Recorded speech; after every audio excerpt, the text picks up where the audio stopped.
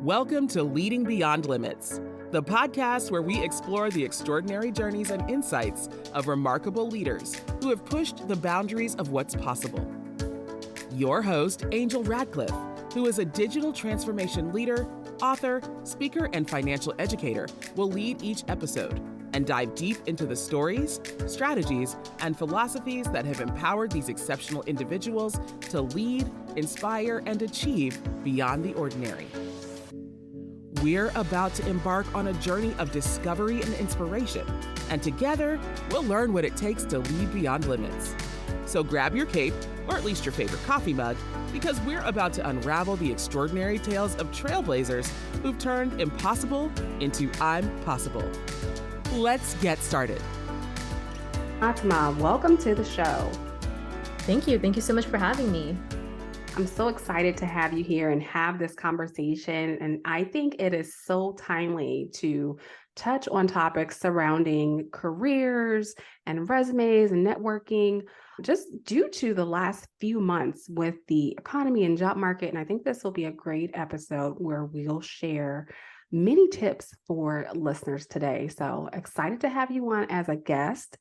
And I would love for you to share with the audience a little bit more about yourself.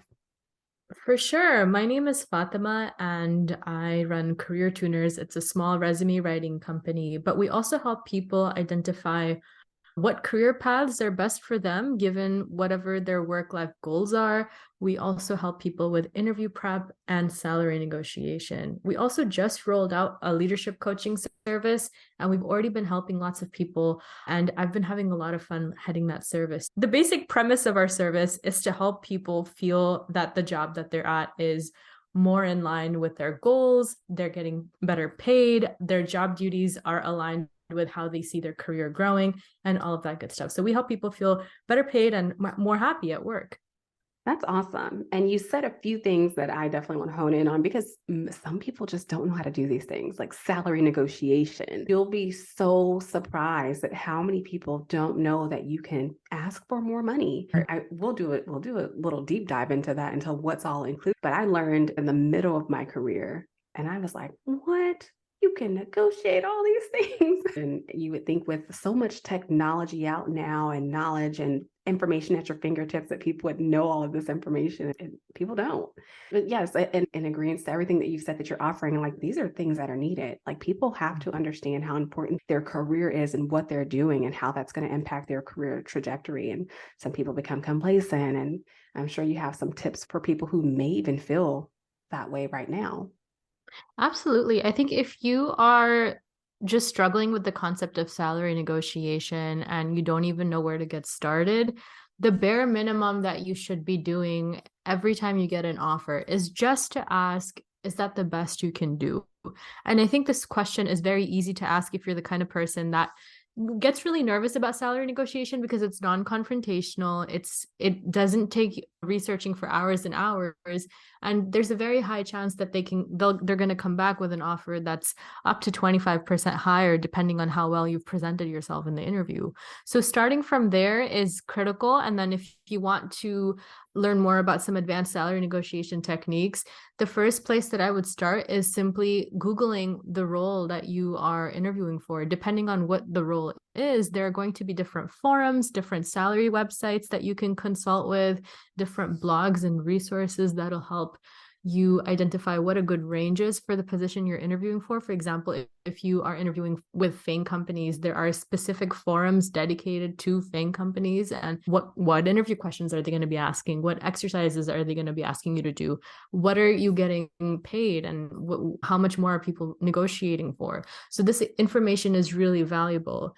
There's going to be a point in your career in the future, or even if you're an executive level candidate or a director level candidate, that simply doing online research isn't going to cut it. The unique skill set that you bring and your ability to pivot an organization and solve problems at a very large scale, for that, there's not going to be like a quick and easy online research that you can do to figure out how much you should be paid. Instead, you have to see what others in your field are making. And the best way to do that is to network very actively. If that's something you need help with, joining a professional association can really help. Having candid conversations with recruiters about the recent placements that they've made and the salary ranges they were able to claim, that can be really helpful as well. But of course, in this space, knowledge is power. When you know what others are making, it helps you feel empowered too, because it allows you to have an honest conversation with yourself about, yeah, you know what, this person seems smart, but I'm smart too, and I'm about that capable, so I should be making about that much too. And it helps you normalize being paid better. I love that. And I'm sitting here laughing because I tend to really take on that mindset of when I meet someone and they tell me about the role they're in, or they tell me about the salary, and I'm like, I can do that. I know some people may listen and they'll be like, that sounds like a little narcissistic or something, but no, it's really not. I think it's just if you keep exposing yourself to really smart people, that becomes your attitude after a while. and it's almost like you fall into this elementary level mindset. They can do it, I can do it. But you have to keep yourself motivated and really having those transparent conversations, not only with joining a professional organization. I think it starts with your friends. So many people don't share their financial history, information, how much they're investing, salary. And some people are just embarrassed by how much they're not accumulating in wealth, or they're embarrassed because they haven't been able to move forward in their careers. Or some people just flat out maybe lying about their success and how much money they're making. So they just never really mention it. And I live in Dallas. I've been in Dallas for the last 15 years. When I first moved here, and I think this is probably still a thing online where people were calling the people in Dallas $30,000 millionaires. And I was like, what is a $30,000 millionaire? So these people were making 15 years ago, some of the people were only making $30,000, $40,000, but they're driving luxury vehicles. And like, how the heck are they affording this? Some people, when they see the flashy, you automatically assume this person has this big salary and they're making all this money. And in actuality, that's not always the case. But I always say you have to ask your peers how much money they're making, and not only just your peers, people who are doing the same thing as you. So start with your friends, with your family, but even coworkers. I think it's becoming more of a thing now where people at work are willing to share their salary and they're banding together. Now we're all going to make it to the top. Whereas if you think 15, 20 years ago, there's still cutthroat people out there, but it was really cutthroat where no one really wanted you to know any information. And, there's always that one person in your group that wanted to be ahead of everyone. But employees are more banded together these days. Absolutely. And there's, again, as you mentioned, so many sites that are sharing salary, and there's an app called Blind, and there's the Fishbowl app where many people in the consulting world are sharing their salaries across these major consulting organizations. I can't remember all of the states where this is mandatory now with the salaries to be posted on the job listings, but that always helps as well. Take a peek and see, let me just see how much this job is paying before I tell them how much I'm looking for. For sure. For sure. Although some shady employers have been like, this job pays anywhere from 20,000 to 500,000 per year. I've seen that. Yeah, totally. I'm just going to go for the top number. Yeah, please pay me $500,000 per year.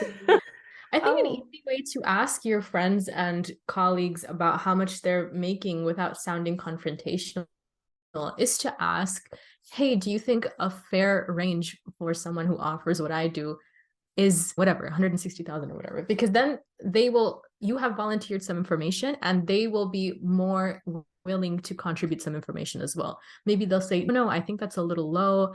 I'm currently 200,000 or whatever. Or yeah, I think that's really reasonable. Right now I'm making about that. And it's an easy way for you to show that, hey, I'm not trying to take more of the pie. I'm just trying to assess if the shares we've all been given are fair. Because I think now everyone understands that it's not about a fixed size pie. The pie grows as we contribute more to each of our jobs. So having these conversations has gotten a lot easier, but there are still some people that are a little bit old-fashioned, that are a little bit more conservative with their financial values, that are going to feel a little confronted when you ask them these salary questions directly. So having this indirect approach can be really beneficial, especially if you're in an industry where, that traditional conservative mentality seems to rule. Definitely. So I definitely agree on that. While we're here on the topic already of salary negotiation, let's dabble into some of the things that you can actually negotiate aside from that dollar amount. So for someone who, let's say they're looking for a job that's paying them $150,000 a year, and the company's saying we can only pay $140,000, What are some other things that employee can ask for in negotiations that would supplement that additional $10,000 difference? I think post-pandemic, like all of us have gotten so used to working from home, the luxury of that flexibility. That's the number one thing I've seen people asking for. The amount of time you spend in a car and the amount of money you're spending on gas, especially here in California, that can really add up. So negotiating for flexible hours and for the ability to work from home is a big win for a lot of people. Otherwise, I've heard of people, like I've helped people ask for more time off. I've had clients who had family back home and they wanted to have longer vacations because they needed to help aging family members back home with asset management projects and that sort of thing. So I've seen a lot of that. I've seen people asking when it's like a smaller startup for better healthcare options. I've also seen people asking, obviously, for equity and stocks, but those things you really have to be careful about, because in some startups, equity and stocks and all of that really is only monopoly money until they can get properly evaluated and that those stocks and equity mean something. One of the kind of shady things that I've seen companies doing, it's not really that shady, but what they'll do is they'll be like, hey, we have two options for you. You can either take like $150,000 base and $20,000 in equity, or you can take $140,000 and $30,000 in equity. And they're giving you the reason they're doing that is because it encourages you to pick one when really you should be negotiating either way. So rather than just picking, okay, the 150 sounds better because right now their equity is just monopoly money. That's what you might be thinking. But really the conversation you should be having is, I really like the equity offer, but I think a base of, let's say 170 would be more fair considering the skills that I bring to the table and the things that I can achieve for your company. Oh, definitely. Now, back when I first learned about salary negotiation, I was coming off of getting back into the job market. I had really been without a job for almost a year, and I was coming off of that 08-09 recession, and I was desperate. I was like, I just need a job. I was trying to do my own thing, and entrepreneurship doesn't always work out when you're doing it full time. And I was like, I really need to go back to work. And the jobs were not offering the same amount that I was being paid before when I was in the job market. And I knew nothing about asking for more, like negotiating. And there was someone, she probably was not supposed to do this, but she worked in HR for the company, and she pulled me to the side and she said, they can't pay you more, ask for more PTO. Yeah, I'm pretty sure she could have gotten fired for that. But she really gave me some tips as far as what to do. As I walked into this meeting with this executive VP to really go over my offer letter and everything. And I didn't know, I was pretty young, and I was like, I just need a job. So many people just don't know these days. And I always say, let's just ask someone. So if you're walking into a situation and you don't know what to do, maybe ask a peer or ask someone that you trust, someone within your professional network, and what are some things that you should look out for. And I really try to be that voice of reason with many of my friends who are transitioning in the job market. So many people have, in my network at least, have been with their company for 10, 15 years. I'm probably the only one, the unicorn, that's bounced around and found my nesting spot. And people get really comfortable. They get complacent. They're like, I like it here and I don't want to start over. I really like my coworkers. I really like the company. And I'm like, inflation, some companies are still doing those 2%, 3% raises, and you can easily move to the next company and have a 20 to 30% pay increase. And I tell people that nowadays it's not necessarily frowned upon for staying at a company 1 year, 2 years, 3 years, as it was 15, 20 years ago, where some people they just get in their comfort zone and like, I don't know what it's going to look like if I start over at another company and I have to start over with my tenure. And I'm like, none of those things matter anymore. At least I don't think that they matter in my mind. I think if you spend more than 8 years at a company, you're almost seen as stale nowadays. And especially because some companies are just not into continuous learning. And one of the things I learned earlier in my career, I was at a company for a while. I loved it. I had my own office. And most of my friends were like, you have an office? And I was like, yeah, I have an office. And they didn't believe me. They needed to come to my job to see the office because we were in our 20s. And they're like, well, who's giving you an office? They're like, we're still sitting in cubicles. Oh, no.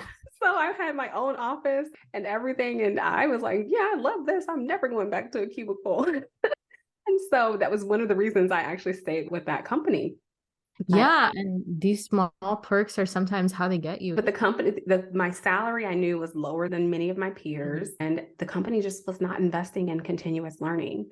And I was falling behind. I remember going to a conference, a business analyst conference, and we were doing roundtable, and I'm sitting with people who are working at these major Fortune 100, Fortune 500 companies, and I was working for a smaller company at the time, and everyone's talking about the technology that they're using, different strategies that they're implementing at their company, and we have to go round robin style. And when it got to me, I had nothing to share. And it made me feel so small. And I was like, oh my God, I think that was the point in my career where I was like, yep, I need a new job. And I'm never staying at a company this long if they're not investing back into me. Absolutely. But yeah, some people just don't get it. So I think it really has to hit home somewhere for you to really get it that, wait a minute, I might be left behind in the whole rat race. Yeah, but I don't think there are people who stay with one company for a couple decades. There's nothing wrong with that if that's what is making you happy and you feel you are growing or you feel that you're comfortable. There's nothing wrong with that. But if there's a part of you that isn't feeling fulfilled and you feel like a change of job description might help, but you like even if you don't want to change companies, you can still talk to your boss about getting special projects assigned to you or something like that so that you are feeling fulfilled. So you don't get complacent like that. But different strokes for different folks, whatever, if you're happy. But if you're not, then having candid conversations can really help too. No pressure to anyone who's listening. I'm not pressuring you to quit your job. Yes, if you're happy, oh, it's good. man. So Fatemah, I really want to get a question as far as how you started Career Tuners. Did this stem from a personal experience with your career, or how did you start this company?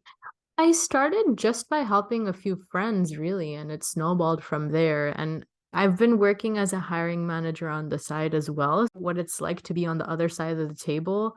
I know how to interview people in a way that they're not getting too nervous and stuff like that. So this really helps me see what the candidate experience is like from a hiring manager's perspective, and it helps me help people a little bit more concretely. But yeah, I started helping a few people and I was like, wow, you're so bright and brilliant. Why is your resume such garbage? None of what you're saying is really coming through.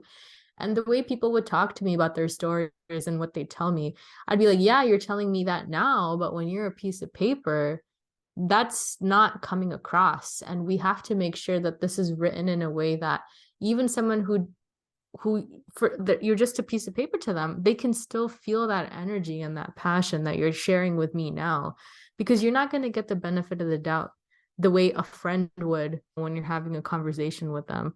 So it's really sad how dehumanized the hiring process has become, but there are still ways to feel empowered and bring back that control. And I love doing that. And what's even more gratifying to me is when people get a job that they're really passionate about, because the people I work with are so amazing. They're so clever and they've done so much in their respective fields. And when they're unhappy and when that unhappiness goes away, when they finally get a job that they really like, it's the best feeling in the world. And it's why I wake up every day and do what I do. That's awesome. And I know some of what you do is around the topic of leadership. And I am very passionate about leadership and teaching others what it takes to lead, because it's a topic where many companies are failing at. Many companies are looking more who is what, and I'm just going to say, I've worked at some companies where people choose their leaders based on aesthetics. They choose their leaders based on various things. There's ageism. I remember being in my 20s, I was leading a client account and I overheard a conversation where the client did not want me to lead the account anymore. I have a baby face. I look extremely young. I've always looked really young. And they made a comment like, we don't want a kid representing us. It's like, what the heck? And I was like great at my job and I was always accurate and timely and had everything done, but they wanted someone who just looked experienced. Whatever that definition is. But I've heard it the different side of the coin as well. As my mom is older and she was getting back into the job market, and she heard some comments and some people just really straight upset that they thought she was too old to be in a role. And I was like, that's pretty illegal to go around saying that. But companies are not necessarily developing their leaders. Some people are choosing leaders based on different qualities outside of leadership skills, or people are getting thrown into these management roles or leadership roles and they don't know how to lead. You would be so surprised at how many people are sitting in director roles and they've never actually led a team. Yes. I see it every day and I'm like, this is completely insane. I know everyone's not meant to be a leader. There are natural born leaders. Some people are not meant to lead, and some people are really thrown into the position. And so if you've never had the experience to lead a team, I think that it's really something that you're missing out on. And not saying that you have to do it throughout your entire career, because there are roles where you can be an independent or individual contributor. You don't necessarily have to be a direct manager. I know in my career, when I was leading a team and I was a direct manager and involved in the day-to-day, I really did not like it. Now, I do consider myself a leader, but I was like, I don't really want to be in the weeds of everyday life of the employees. But I think that experience is really great to have. And it really shows, one, your EQ, your relationship building skills. How do you deal with these difficult situations of people when you're that mid-level management role, or even that lower level management role, first year manager, you're learning how do you deal with an employee that constantly calls off or someone who doesn't get their work done. And I remember early in my career, I was like, okay, I don't want anyone to get fired, because I went through a layoff and I was like, I know what it's like not to have a job. So I was more like the compassionate leader. And sometimes you can't always be a compassionate leader because people are letting people slip through the cracks. And then the team performance is dropping. And I was forced to have a very hard conversation and I did not want to. And I'm like, that's a part of leadership. You have to have those tough conversations, and companies don't necessarily prepare you on how to do those things. Yeah, it's true. And I don't know if it was Harvard Business Review or another article that I was reading today where they were saying that the role of a manager has completely changed, especially post-pandemic. You are expected to do a little bit more like mental coaching and motivation than you were before, where before you might have just, as a manager, your primary job description might have been to train somebody and to onboard them to whatever process you want them to master. With training becoming automated, what is it that a manager is doing? Are they just like a project coordinator? No, there's a lot of people skills that have to go into management now. And that's what the younger generations are expecting. They're expecting to be coached. They're expecting to be mentored. They're expecting to be advised, and for somebody to be looking out for them and teaching them how to play the politics and how to get ahead. So it is very challenging in this age. And I think that a lot of the older management techniques that are practiced, some of them might seem irrelevant. Some of the things that you said today stood out to me. How do you manage somebody who's not clocking in properly? Or how do you manage an underperformer? If you're ever having a specific problem like that, the first thing that I personally do is Google it and see what are some of the scripts that people are sharing. How do people talk about these issues with their subordinates? Do the scripts that people are sharing, do they seem like something you can execute, or do they sound totally off to you? When you look at those scripts, are you like, no, this does not sound like my style at all. I'm very uncomfortable with this. Or are you like, yeah, I could potentially try that? So when you have specific problems like that, you can definitely do a little bit of like putting out fires that way. But if you keep having these kinds of issues, you cannot be firefighting forever as a leader. You actually have to start innovating and building things up too. If you feel you're constantly in that position where you are firefighting, then you probably need a mentor to look at everything that you're doing and advise you on what the big picture should be and how you should be prioritizing your schedule so that you're hitting not only the objectives that you're assigned, but actually creating a little bit so that you are properly leading and not just managing the tasks. You know what I mean? Yes, definitely. And, you mentioned for someone to go into Google. I'm like, now there's so many cool tools to help you. There's so many book references. I'm a huge fan of Harvard Business Review and their guidance books, and they have books on how do you manage and as a XYZ project manager, finance manager. But people that really need help to answer the difficult question, or you're in a difficult situation, now there's artificial intelligence. And artificial intelligence is so awesome. I played around with it. It will build you whatever you need to say. And you tell it the tone of voice. I want to say this in this tone of voice, or write me an email or script. And it just spits it out for you in 2 seconds. This is the coolest thing ever. I love that. I haven't even thought about that. Yeah, you can just tell ChatGPT, how do I reprimand my colleague for not showing up to work? Right. And you tell it what tone of voice you wanted to speak in. As I needed this like 15 years ago. But no, I think everything that you've said is perfect. And I really wish that the leadership topic would really come to light within these companies. And I know that's one of the things that I'm working on. Again, I'm big on leadership, and I have started like a leadership newsletter and really try to push out some information to people. And I try to question other leaders as far as the issues that they're having and what they'd like to see within their employees. I want to touch base and focus on the last few months of the economy, like 2022. I feel like we're in a recession. The government's failing to realize that we're in a recession. So many data points are saying we're in a recession. It hasn't officially been claimed, but now the last few months, we've seen all of these top tech companies laying off major companies. So there's been the Amazon and the Facebook, and of course, I don't even know what to call what's happening at Twitter. You see all these top companies, Spotify, and everyone's laying off, and not in low numbers. These are what I would consider mass layoffs. For someone who has been through a layoff, what advice would you give them as far as preparing their resume and getting back into the job market? In some extreme situations, a layoff or a recession at a large scale does require you to pivot in terms of your career. We had a lot of jobs open up in 2020 related to virtual collaboration. Slack was hiring like crazy, Zoom was hiring like crazy, Netflix, obviously, because that was how people were seeking entertainment. And now that we're going through that corrective phase, a lot of the IT professionals that have been experiencing layoffs at these companies have been able to pivot into doing IT for different industries. Like maybe you're doing IT in the financial sector now, or maybe you're doing IT for a healthcare company, right?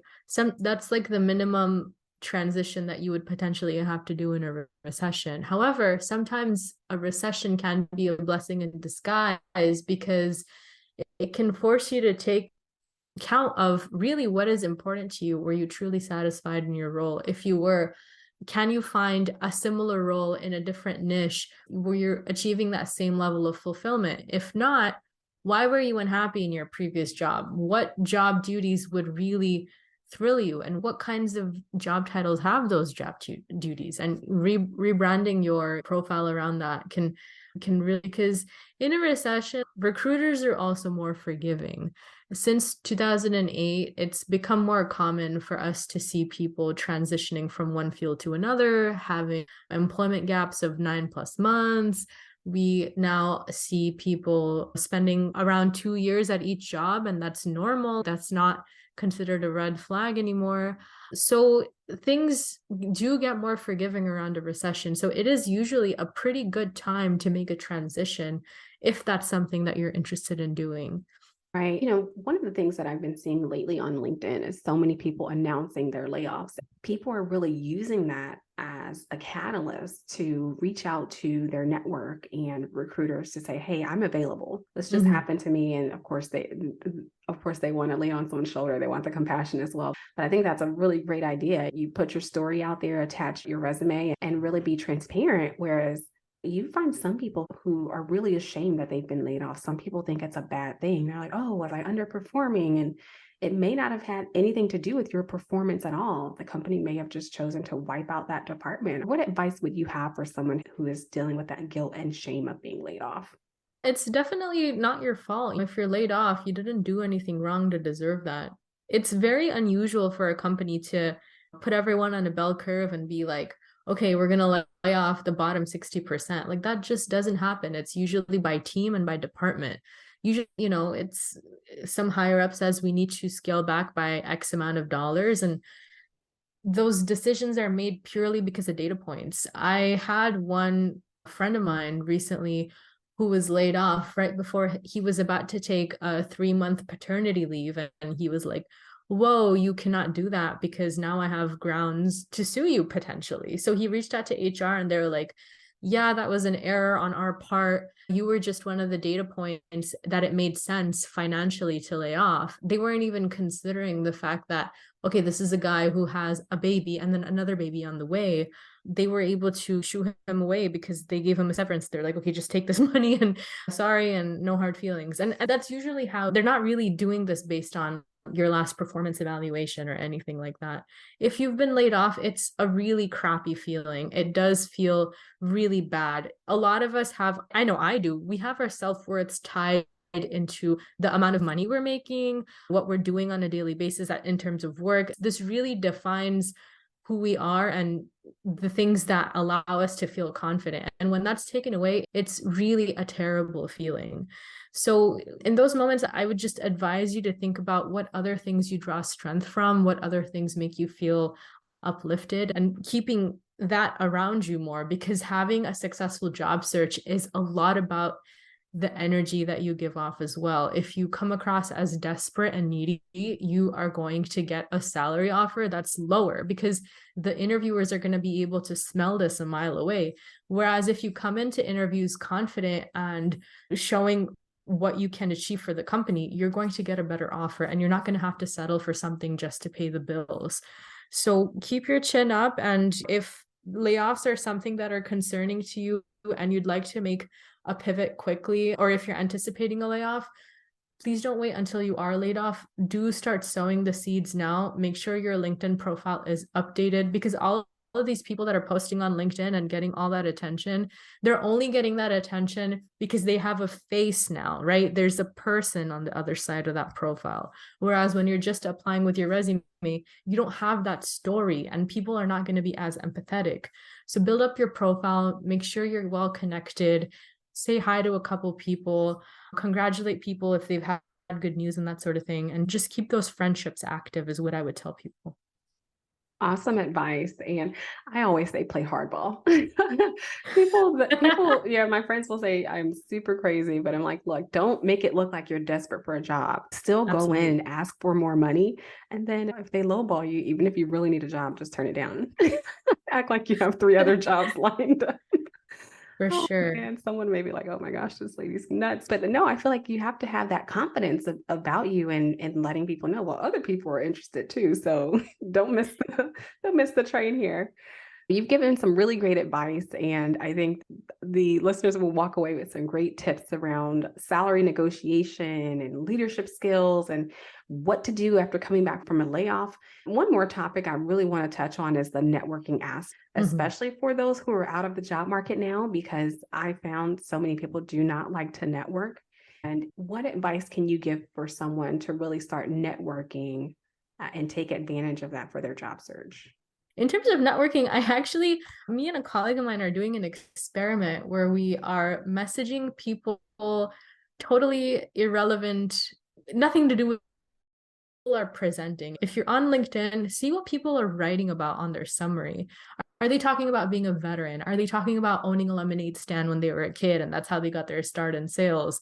Are they talking about their dog and how much they love to play with their dog outside of work? What have they posted on recently? Look at their recent activity and use that to introduce yourself. And don't immediately go for, hey, by the way, here's my resume. Do you mind looking it over? Because that's a question that requires a lot of mental and emotional effort to answer positively. I have to have nothing else in my inbox, and I have to be really feeling extremely charitable that day, which how often does that happen with you? Be honest with yourself. And then I have to think, okay, are we hiring? What is this person's strengths? Are we hiring for these? Who do I need to talk to potentially introduce them? Is my name going to be on the line if they don't do well? It's just too much work mentally. So it's just so much easier for you to answer a question that's something like, hey, what's a good journal that you recommend I follow if I'm looking for news on this industry because I'm trying to make a transition into this space? Because this does 2 things. It shows that you're very driven about your career and you're looking to grow. And the second thing it does is it alerts the other person that you're having this conversation with that you are looking for work without being like, yo, take my resume and please get me a job ASAP. I would recommend reframing the act of networking to going for smaller asks and working up to a bigger ask indirectly. That is awesome advice. Thank you so much for sharing. And gosh, I know someone who's listening is really going to take that home and take the notes down, and it may be able to help someone. I know we're near the end of the show. I just want to ask you, Fatemah, if you have any last words for listeners today. Of course, if you'd like to learn more about salary negotiation and what it takes to have a really good interview strategy and a resume, I have free resources around that you can grab at careertuners.com/podcasts. I have an example resume that someone used to go from getting an $80,000 per year offer to $160,000 per year offer. I have a LinkedIn cheat sheet based on someone's profile who was able to demand a $323,000 per year offer. I have email templates for what to do if the offer that you get after an exciting interview is a lowball offer, because nobody likes that feeling. What do you exactly say to them to get them to reconsider and hire you at a higher offer? Thank you for tuning into another inspiring episode of Leading Beyond Limits. If you enjoyed today's conversation and want to hear more from our incredible guests, don't forget to subscribe, rate, and review us on your favorite podcast platform. Your feedback means the world to us. And if you have a remarkable leader in mind who you'd like to hear on our show, or any questions and comments, feel free to reach out to us. You can find our contact information in the show notes. Remember, leadership knows no bounds, and with the right insights and determination, you too can lead beyond limits. Until next time, keep reaching for the stars and leading with purpose.